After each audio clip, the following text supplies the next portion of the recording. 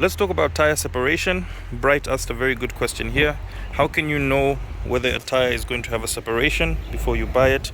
And let's also find out some of the common causes of why a tire would have a separation. So first of all, let me define what a tire separation is. Basically, the construction of your tire has got these radial or round belts that go all around the inside of the tire. It's got multiple layers, and I'll put a diagram on the screen so that you can see. So there's multiple layers of these round belts and materials that give the tire its round structure, and then outside you've got the tread.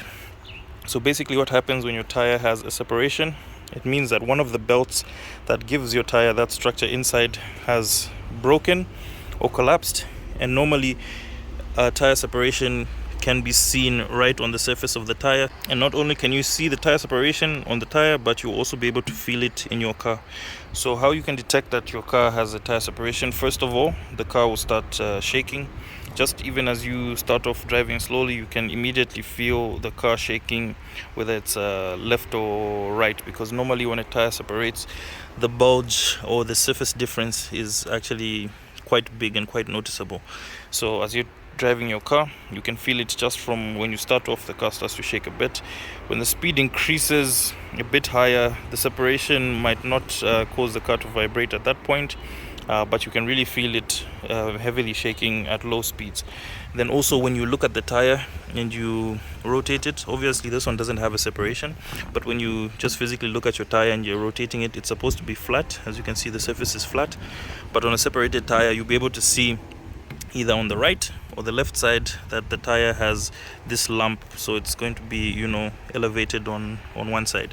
But it's very easy to detect that your tire has a separation. So now back to Bright's question: can you be able to tell that a tire is going to have a separation if you're buying a used tire? Unfortunately, no, and that's because the common cause for tire separations is actually a manufacturing error. So no tires are perfect. Even if you buy brand new tires, if it has a defect that was coming from the manufacturer, even if it's a brand new tire, like this tire, if you check the date that it was produced, I believe it's the 20th week of 2021. So it's a fairly new tire, but that doesn't mean that because you got a brand new tire, you're not going to experience tire separation. So just another thing that you can do to ensure that you don't get the separation, because another cause for separation is overinflating and underinflating your tires. So if you pump up your tires too much and they stay at that level, then you risk a higher chance of having those belts that are inside your tire get damaged. Also, underinflating can also cause that, because the tire is not moving at the pressure that it's supposed to be able to function at its best. Another thing that you can do to protect your tire is to use them for the purpose that they were built. I know that when we go out to buy tires, we don't check what exactly the tire was used for. So when you look at the side of your tires, for example on this Hilux right here, you can see these are all-terrain tires. So these tires were designed to work well on-road and also be capable off-road.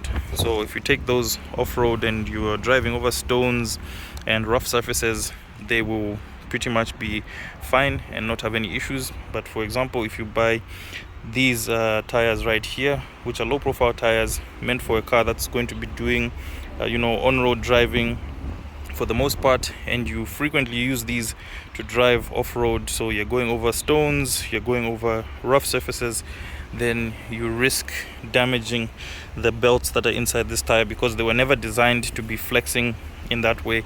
They were designed for giving you on-road grip and stability while driving at high speed. So then the question is it safe to drive with a tire that has a separation? Absolutely not. Immediately that you find out that your tire has a separation, the best thing that you can do for yourself is to change the tire, because at the end of the day, the internal structure has been damaged and you don't know when the rest of the tire is going to give up.